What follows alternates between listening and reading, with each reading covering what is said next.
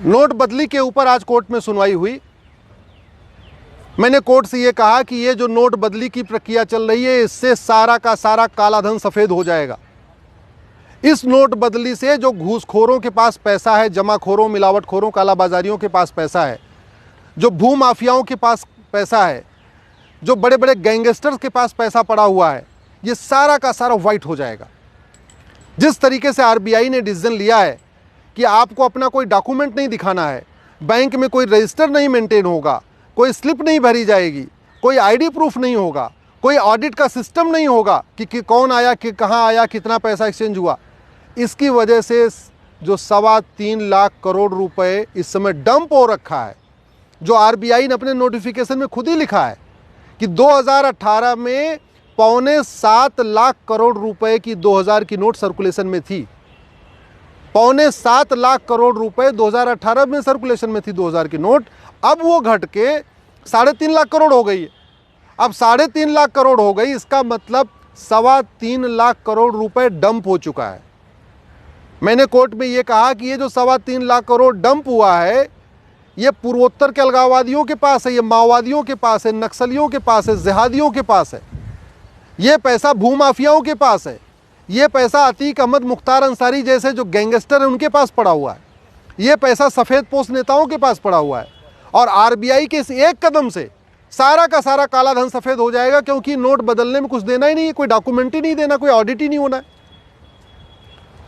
भारत में सीबीआई है, ईडी है, इनकम टैक्स डिपार्टमेंट है, पुलिस है, सबका काम क्या है? करप्शन खत्म करना। आरबीआई का काम भी करप्शन रोकना है, हाई कोर्ट, सुप्रीम कोर्ट का काम भी करप्शन रोकना है। लेकिन इस कदम से तो करप्शन रुकेगा नहीं। जो किडनैपर हैं, जिन्होंने किडनैप कर करके पैसा कमाया, उनका पैसा वाइट हो जाएगा। जो गैंगस्टर्स ने पैसा इकट्ठा कर रखा है तिजोरियों में, वो पैसा वाइट हो जाएगा। जो भूमाफियाओं का पैसा, वो भी वाइट हो जाएगा। नक्सलियों, माओवादियों का पैसा वाइट हो जाएगा। कश्मीर के अलगाववादियों का पैसा सारा वाइट हो जाएगा। पूर्वोत्तर के अलगाववादियों का पैसा वाइट हो जाएगा। तो ये अपने आप में पहली बार ऐसा हो रहा है पूरी दुनिया में, भारत में नहीं पूरी दुनिया में, जहां पे नोट बदली जा रही है लेकिन रजिस्टर मेंटेन नहीं हो रहा है, आईडी प्रूफ नहीं लिया जा रहा है, स्लिप नहीं भरवाई जा रही है। ये पहली बार भारत में हो रहा है जहां ब्लैक मनी वाइट होने जा रही है और उस पर कोई कंट्रोल नहीं है।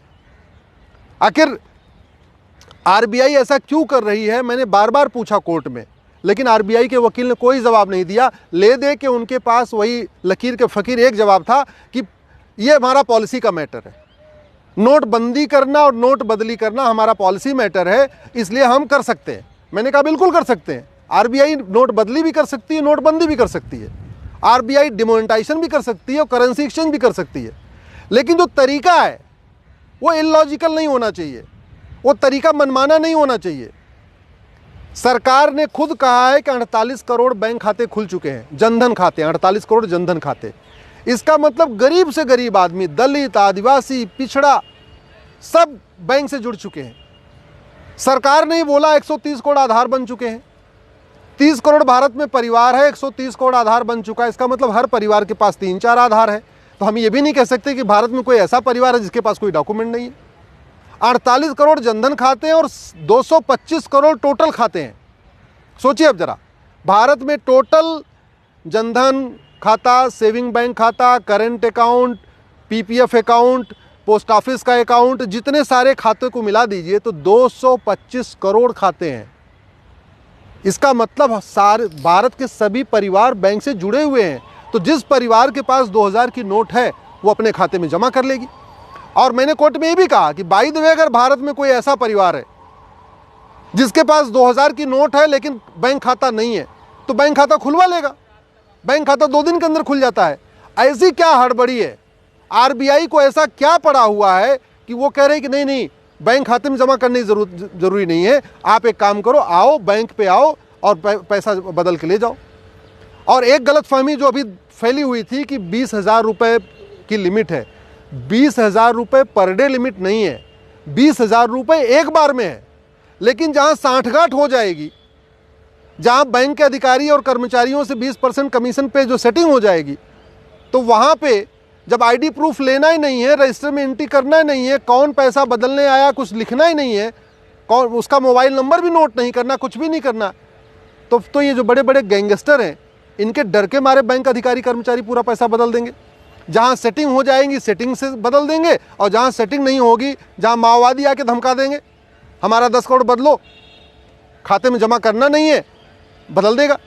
पहले कम से कम बैंक, जो ईमानदार बैंक के कर्मचारी हैं, उनके पास एक बहाना था कि भैया हमारे पास कोई अधिकार नहीं बदलने का, आपको पैसा बदलना है तो आप सीधे खाते में जमा करो। लेकिन अब तो आरबीआई ने वो ख़त्म कर दिया। इसका मतलब ये हुआ भ्रष्टाचारियों की बल्ले बल्ले हो गई, और जो ईमानदार कर्मचारी हैं उनकी जान आफत में आ गई है। तिहाड़ से कोई गैंगस्टर का गुर्गा जाएगा, बोलेगा 10 करोड़ बदलो, नहीं बदलोगे तो हम कुछ तुम्हारी फैमिली को उड़ा देंगे। वो क्या करेगा डर के मारे? वो 10 करोड़ बदल देगा, और एंट्री भी नहीं करेगा, क्योंकि एंट्री करने की ज़रूरत नहीं है। इसलिए मैं कह रहा हूँ, ये भारत के इतिहास में क्या बल्कि पूरी दुनिया में पहली बार ऐसी नोट बदली हो रही है जहाँ ब्लैक को वाइट करने पे कोई कंट्रोल नहीं है। आरबीआई ने ये किसके लिए किया है मुझे नहीं पता, स्टेट बैंक ने किसके लिए किया है मुझे नहीं पता, लेकिन ये बिल्कुल गलत है। मुझे लगता है सबको आवाज़ उठाना चाहिए। और मुझे दुख इस बात का है कि भारत में 5000 सांसद विधायक हैं, टोटल सांसद विधायक 5000 हैं। उसमें बहुत सारे अपने आप को ईमानदार भी बताते हैं। ना कोई ईमानदार नेता इस आरबीआई के डिसीजन के खिलाफ बोल रहा है, ना कोई अभिनेता बोल रहा है, ना कोई लेखक बुद्धिजीवी बोल रहा है, ना कोई पत्रकार कलमकार बोल रहा है। सब लोग इससे संतुष्ट हैं, जबकि ये पूरी तरीके से इल्लीगल मनी को, एक्सटॉर्शन वाली मनी को, अपहरणकर्ताओं के पास जो पैसा जमा हुआ है, मर्डरर के पास जो भाड़े पे हत्या करते हैं उनके पास जो पैसा जमा हुआ है, जो अवैध हथियारों का धंधा करते हैं उनके पास जो पैसा जमा हुआ है, जो नशे की तस्करी करके पूरे देश को बर्बाद कर रहे हैं उनका जो पैसा जमा हुआ है, जो धर्मांतरण कराने वाली मिशनरियों के पास पैसा पूरा डंप पड़ा हुआ है, जो जिहादियों के पास पूरा डंप पड़ा हुआ है, इस आरबीआई के डिसीजन से ये सारा का सारा काला धन सफ़ेद हो जाएगा। इसको पकड़ना नामुमकिन हो जाएगा। एक ही तरीका है कि अब इसको तत्काल आरबीआई अपना फैसला वापस ले। मैं सरकार से भी निवेदन करता हूं, तत्काल इस पर डिसीजन ले। पैसा केवल बैंक अकाउंट में जमा करने की परमिशन होनी चाहिए, नहीं तो ये 3.25 लाख करोड़ देखते देखते सफ़ेद हो जाएगा।